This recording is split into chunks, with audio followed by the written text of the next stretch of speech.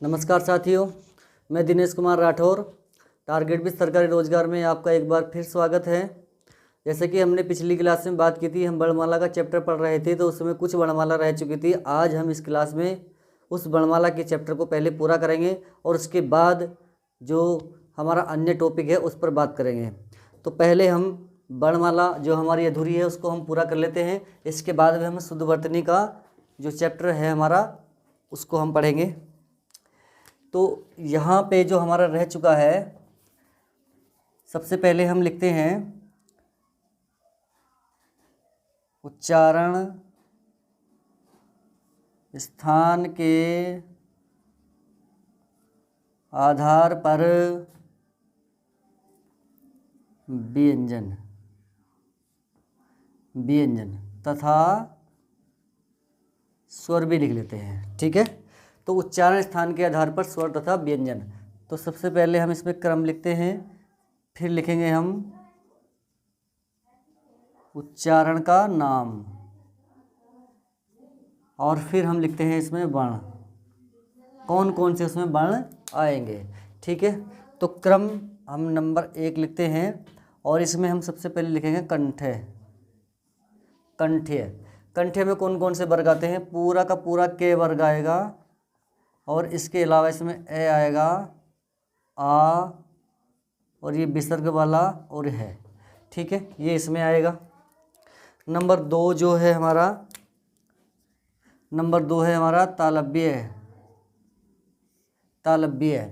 तालव्य में हमारा क्या आएगा? इसमें क्या के बाद कौन सा वर्ग आता है? च वर्ग। और च वर्ग में इसमें इसके अलावा क्या क्या आएगा? छोटी य और बड़ा स। ठीक है, ये सब आएंगे इसमें। नंबर 3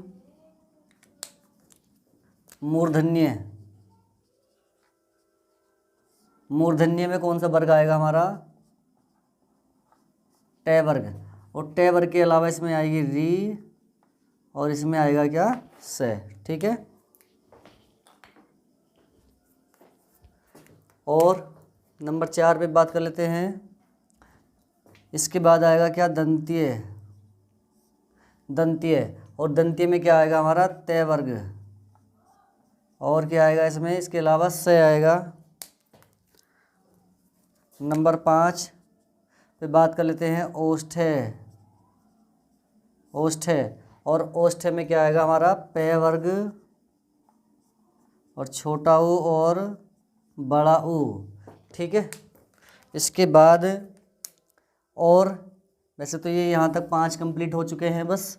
और इसके अलावा इसमें दंतोष्ठ्य में क्या आएगा? केवल एक ही व्यंजन आएगा और वो है बे। ठीक है, इसके बाद और नंबर 7 देख लेते हैं, कंठतालव्य। इसमें आएगा ए और ये आई। ठीक है, आगे नेक्स्ट देखते हैं। कंठतालव्य के बाद में आएगा कंठोष्ठ्य। और कंठोष्ठ्य में कौन कौन से आएंगे? ओ और औ, ये इसमें आएगा।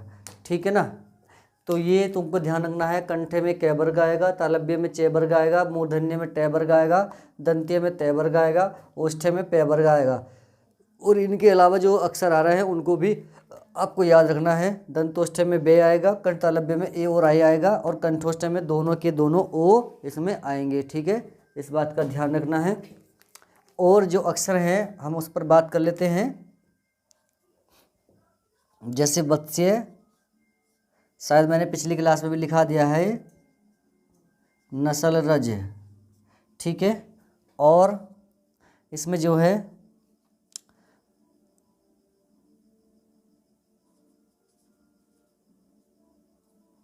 स्वरयंत्रीय रह चुका है हमारा,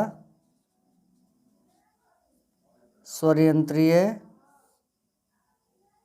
या इसको बोलते हैं कांकल्य।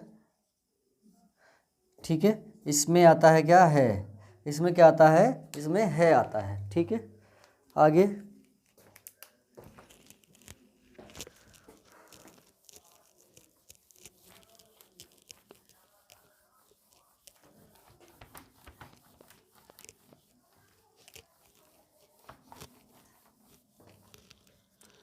आगे देखो इसमें क्या आएगा, नासिक्य। तो जो नासिक्य है या इसी को हम अनुनासिक भी बोलते हैं, नासिक्य या अनुनासिक, इसमें आएगा वर्ग का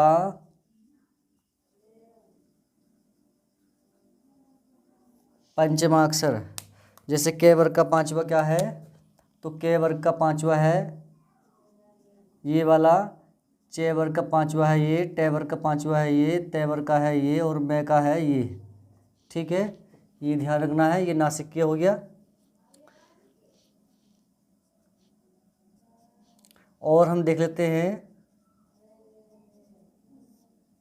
घोषत्व या स्वर तंत्रियों के आधार पर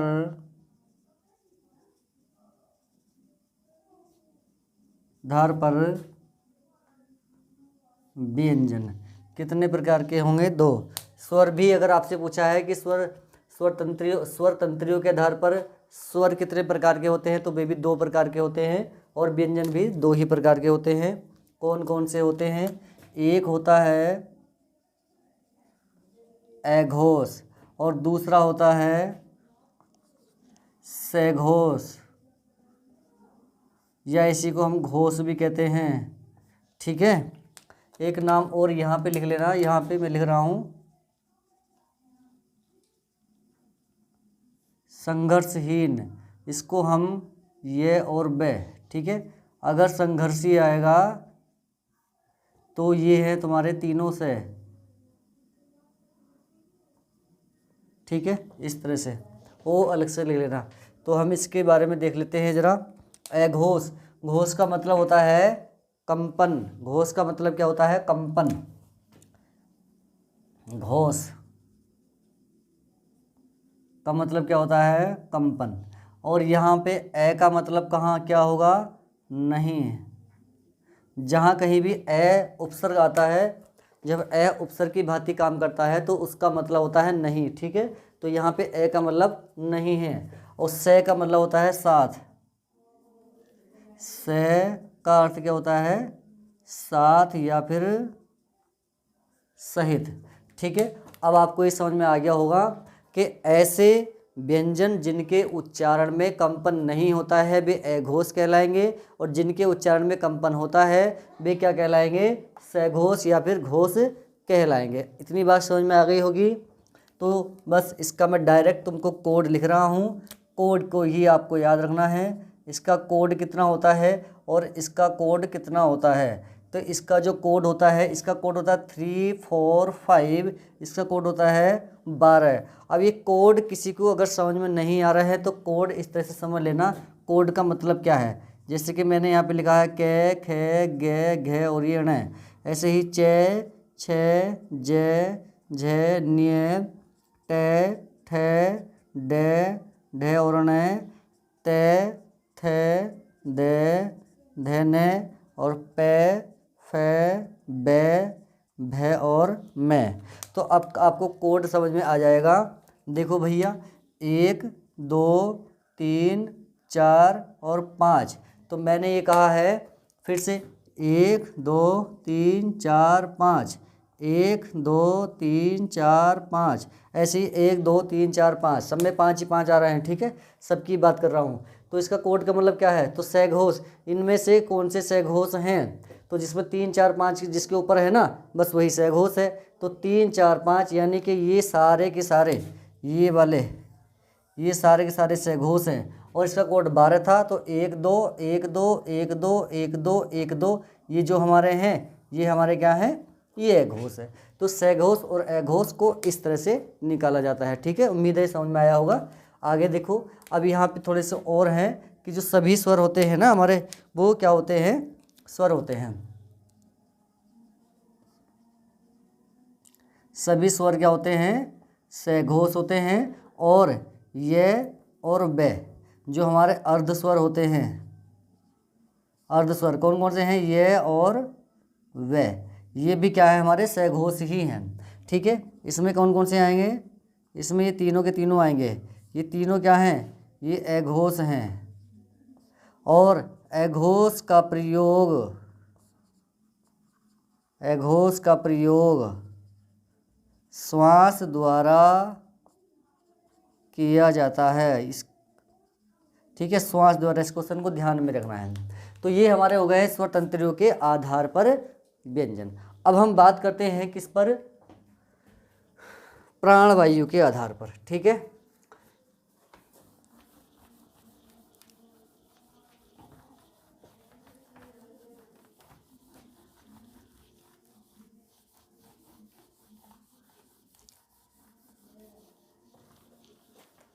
प्राणवायु के आधार पर।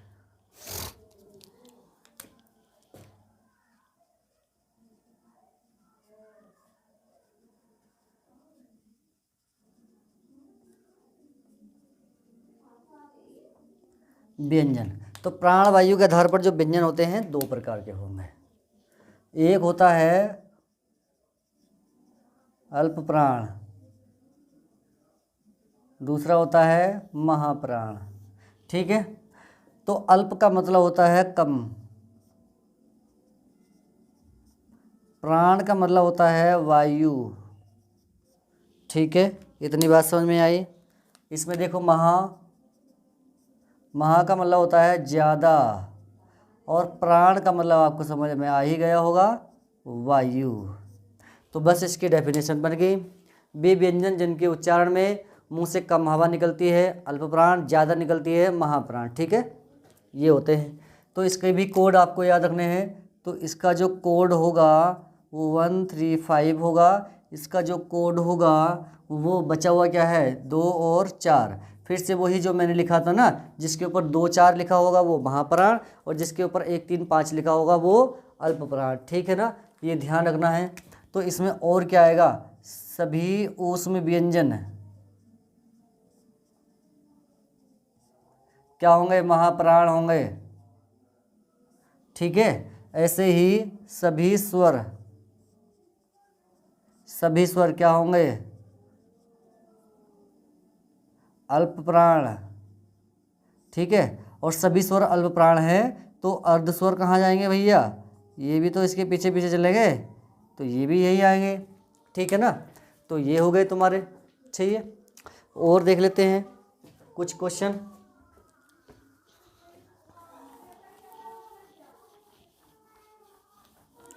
आगे देखो, इसमें कुछ तुमसे कभी कभार, जैसे मैंने ये लिखा है कि कै और खे।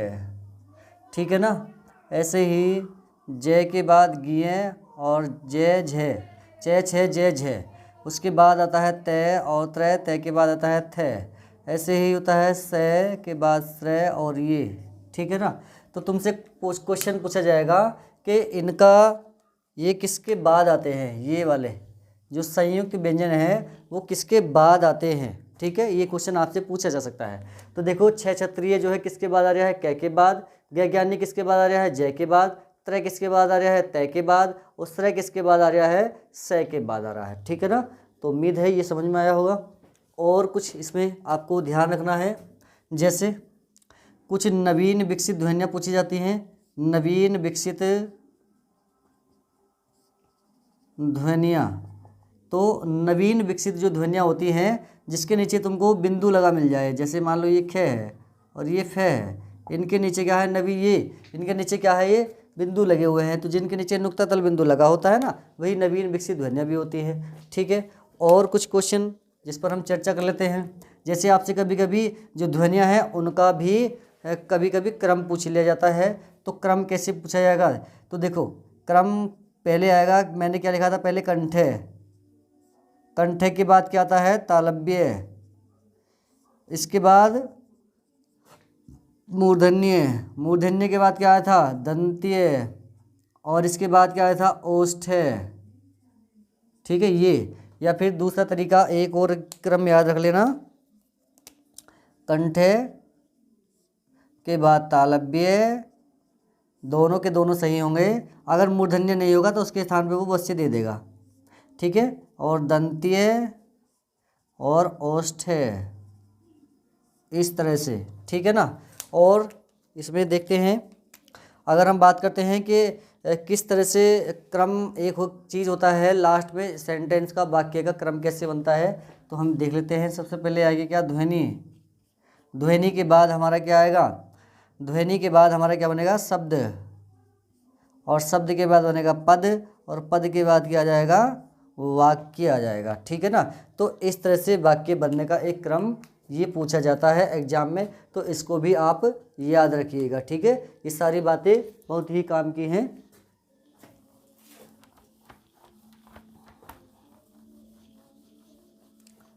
तो इस प्रकार से वर्णमाला हो गई है समाप्त। अब हम इसके बाद शुद्ध वर्तनी पर चर्चा करेंगे। ठीक है ना, ये ध्यान रखना है।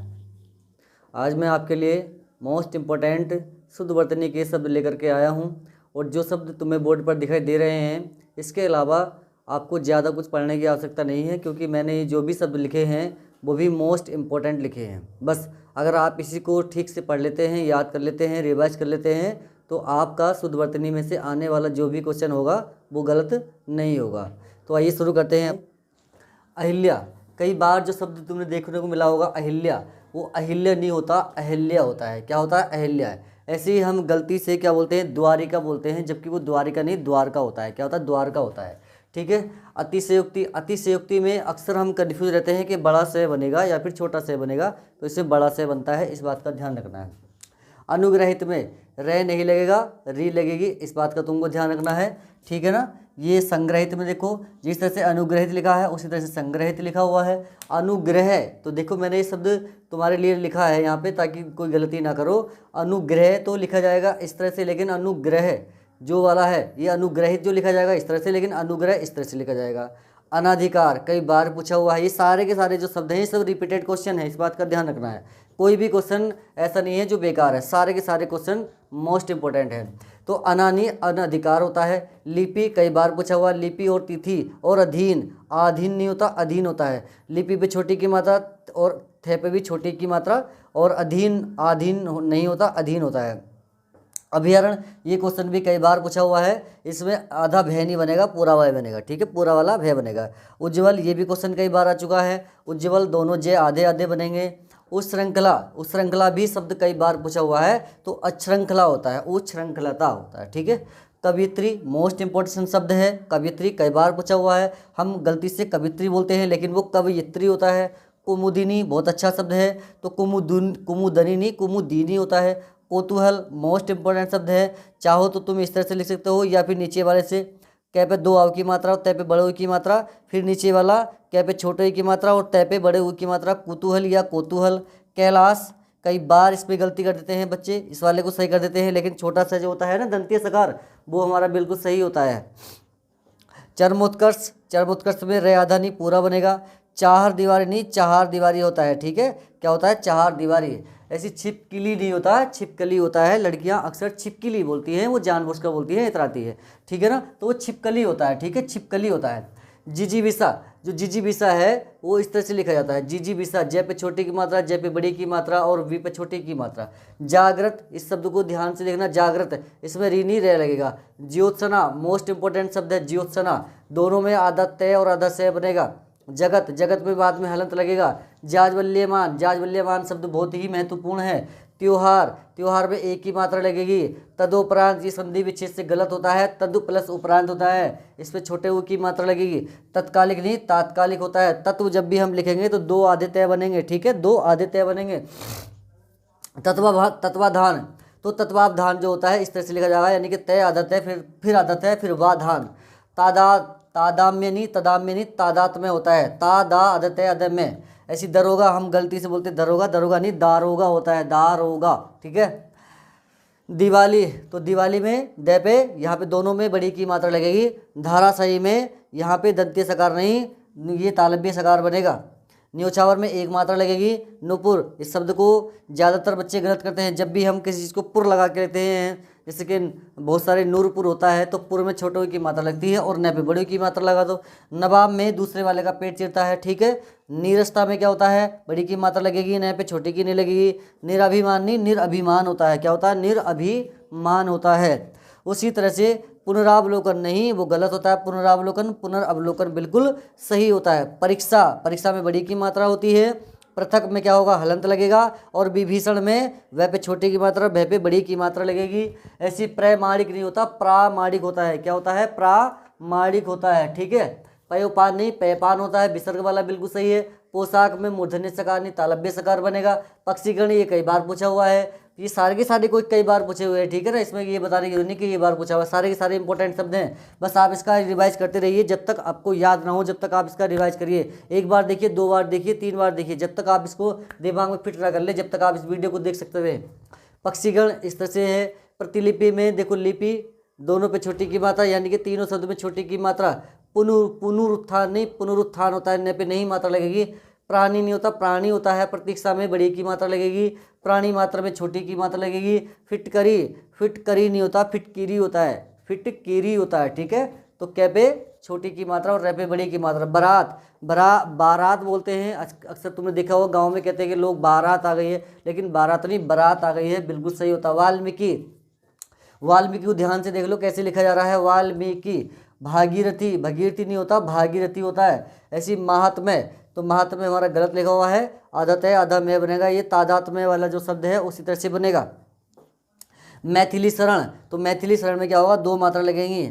मंत्रिमंडल को ध्यान से देख लो, इस अधिकांश कुछ बच्चे होते हैं जो तरह पे बड़ी की मात्रा लगाते हैं, लेकिन छोटी की मात्रा लगेगी। मुमूर्षु, इसको भी ध्यान से देख लो, मैं पे छोटे की मात्रा, फिर दूसरा वाला मैं बड़े की मात्रा, और से पे छोटे ऊ की मात्रा। मेंढक, अक्सर इसका रूल होता है कि अगर ढह ढक जो द्विगुण व्यंजन होते हैं अगर वो बीच में आते हैं तो इसके नीचे नुक्ता तल बिंदु का प्रयोग नहीं होता है, लेकिन होता है इस शब्द में। इस बात का ध्यान रखना। मनोकामना नहीं, मन है कामना शब्द सही होता है, मनोकामना सही नहीं होता, मन है कामना बिल्कुल सही होता है। मिथिलेश कुमारी नहीं होता, मिथिलेश कुमारी होता है। ऐसी मरीचिका नहीं, मरीचिका होता है। 46, ठीक है, 46, 46, तो 6 पे छोटी की मात्रा, या और ले पे बड़ी की मात्रा, और से 46। अगर नहीं दिख रहा है तो यहाँ पे लिख रहा हूँ मैं 46।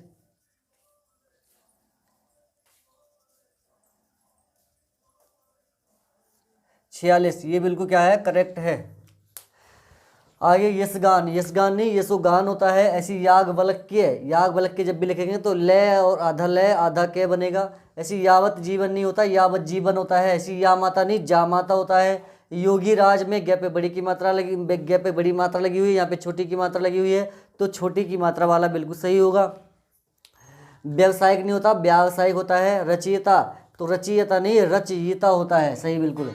विद्युत ज्योति, तो विद्युत ज्योति हम कैसे लिखेंगे, इस तरह से लिखेंगे, तो विद्युत ज्योति नहीं, विद्युत ज्योति होता है। इसको भी ध्यान से। बर्तन होता है, बर्तन में अधिकांश हम तय के ऊपर रह लगाते हैं, लेकिन वो गलत होता है। बर्तन हमारा ये बिल्कुल सही लिखा हुआ है। विरहिणी, विरहिणी में है पे बड़ी की छोटी की मात्रा और यहाँ पे बड़ी की मात्रा। वासुकी, वासुकी शब्द बहुत अच्छा है।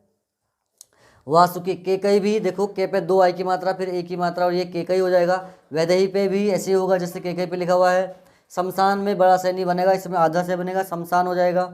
सांकृत्यायन, सांस्कृत्यायन, इसमें अक्सर बच्चे कन्फ्यूज होते हैं, तो सांकृत्यायन होगा, ठीक है। क्या होगा, सांकृत्यायन, सांकृत्यायन होता है। ऐसी संसारिक, संसारिक सांसारिक होता है। सुश्रूषा, सुश्रू में बड़ा से और ये शुरूसा हो जाएगा। सृष्टि, ये वाला सृष्टि होगा हमारा सही बिल्कुल। स्वातंत्रोत्तर, तो स्वातंत्र्योत्तर, इसको ध्यान से देख लो कैसे लिखा जा रहा है, स्वातंत्र्योत्तर। आधा नय आधा त्रय बना हुआ है। सन्यासी शब्द बच्चा है, सन्यासी, अनुस्वार भी लगेगा और आधा नय भी बनेगा। शूर्पणखा इंपॉर्टेंट शब्द है, सब पे बड़ी की मात्रा, पै के ऊपर रह लगेगा। अगर अक्षर हम क्या बोलते हैं, शूर्पणखा बोलते हैं, शूर्पणखा, लेकिन वो शूर्पणखा नहीं, शूर्पणखा होता है। स्वभावलंबन, तो स्वभावलंबन इस कैसे लिखा, स्वभावलंबन होता है। समाधि, समाधि पे धय पे छोटी की मात्रा।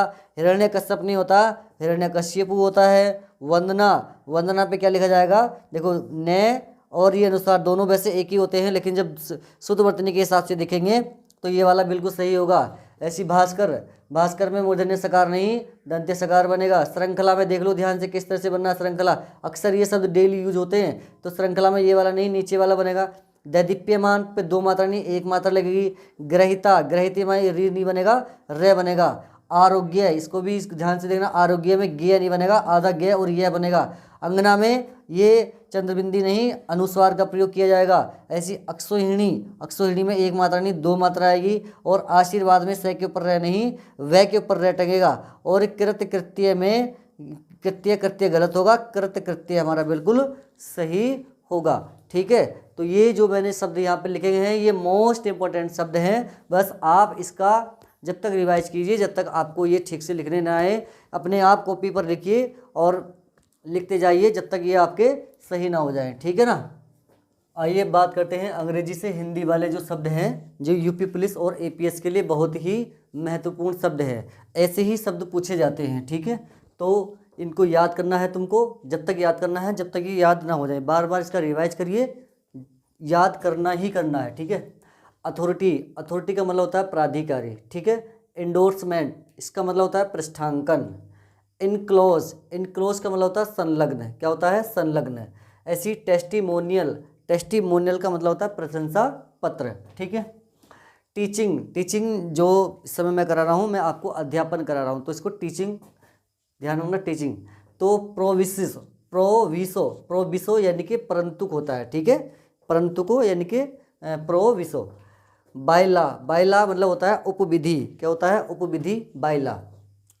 ये होता है अबेंडोमेंट, अबेंडोमेंट का मतलब होता है परित्यक्त, किसी को छोड़ देना। ठीक है, परित्यक्त। इसके बाद है कोरिजेंडम, कोरिजेंडम का मतलब होता है शुद्धि पत्र। ठीक है, शुद्धि पत्र। इसके बाद कैडरी है, CADRE, कैडरी, इसका मतलब संवर्ग, समान वर्ग से समान। इसके बाद है हमारा वायलोशन, वायलोशन मतलब होता है उल्लंघन। और इसके बाद है एनेक्सर, एनेक्सर का मतलब होता है अनुलग्नक। इसके बाद आता है नॉट एप्लीकेबल। ठीक है, नॉट एप्लीकेबल का मतलब होता है लागू नहीं। रिप्लाई का मतलब होता है प्रत्युत्तर।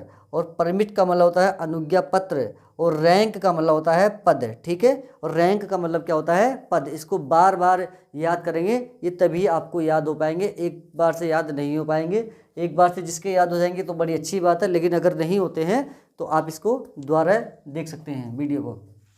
सरप्लस का मतलब होता है आधिक्य। और टू एक्सेम्प्ट माने होता है छूट देना। ऐसे ही प्रोबेशनरी, प्रोबेशनरी का मतलब होता है परीक्षाधीन, परीक्षाधीन। ठीक है, परीक्षा, परिवीक्षाधीन, सॉरी, परिवीक्षाधीन है। इसके बाद है इंडिस्पेंसिबल, तो इंडिस्पेंसिबल का मतलब होता है अपरिहार्य, अपरिहार्य। एडमिनिस्ट्रेटिव का मतलब होता है प्रशासनिक। कोग्निजेबल ऑफेंस, तो कोग्निजेबल ऑफेंस का मतलब होता है संज्ञेय अपराध। ठीक है, संज्ञेय अपराध है। ऐसी एटिक्वेट, एटिक्वेट का मतलब होता है शिष्टाचार। ऐसी आगे जो ग्रांट इन एड होता है, इसका मतलब होता है सहायता, अनुदान। ग्रेडेशन, ग्रेडेशन का मतलब होता है श्रेणीकरण, श्रेणीकरण। इसके बाद एक्सप्लोसेशन, तो एक्सप्लोटेशन का मतलब होता है शोषण, एक्सप्लोटेशन का मतलब क्या होता है? शोषण होता है। इसके बाद होता है चार्जशीट, चार्जशीट कहते हैं कि चार्जशीट दायर कर दी जा चुकी है, उसका मतलब होता है आरोप पत्र। इसके बाद होता है एब्रोगेशन, एब्रोगेशन का मतलब होता है निराकरण। क्या होता है? निराकरण। क्रेडिटर, क्रेडिटर का मतलब होता है ऋणदाता, जो रुपये देने का काम करता है वो क्रेडिटर होता है। इसके बाद है एग्रीमेंट, एग्रीमेंट का मतलब होता है अनुबंध। ठीक है, एग्रीमेंट हो गया है, अनुबंध हो गया है। कैशियर को बोलते हैं रोकड़िया, क्या बोलते हैं? रोकड़िया, रोकड़ देने वाला, पैसे देने वाला, कैशियर। एजेंट का मतलब होता है अभिकर्ता। इसके बाद है इंसिडेंटल है, उसका मतलब आकस्मिक होता है। और सुपरिटेंडेंट्स जो है इसको बोलते हैं अधीक्षक, सुपरिटेंडेंट, SP। ठीक है, सुपरिटेंडेंट। इसके बाद है सबस्टैंटिव, सबस्टैंटिव का मतलब होता है मूल। ठीक है, और पैराडॉक्स जो होता है ये होता है अपमिश्रण। और टैक्सेशन माने होता है करारोपण, टैक्स का मतलब होता है कर, और इसी से बन गया है क्या? टैक्सेशन। तो टैक्सेशन मतलब होता है करारोपण। मिनिस्टीरियल, मिनिस्टर मतलब मंत्रालय से संबंधित होगा। ठीक है, इस बात का ध्यान रखना है, या फिर अनुसचिवीय हो जाएगा। रीएप्रोप्रेशन, तो रीएप्रोप्रेशन मतलब होता है पुनर्विनियोग। रीएप्रोप्रेशन माने क्या होता है? पुनर्वियोग। पावर ऑफ अटॉर्नी यानी कि मुख्तारनामा। और बेनिफिशियरी माने होता है माफीदार आसामी, माफीदार आसामी होता है। इसके बाद होता है इंडिमिनिटी, तो इंडिमिनिटी बॉन्ड माने होता है क्षतिपूर्ति बंद पत्र। ठीक है, क्षतिपूर्ति बंद पत्र होता है। ऐसी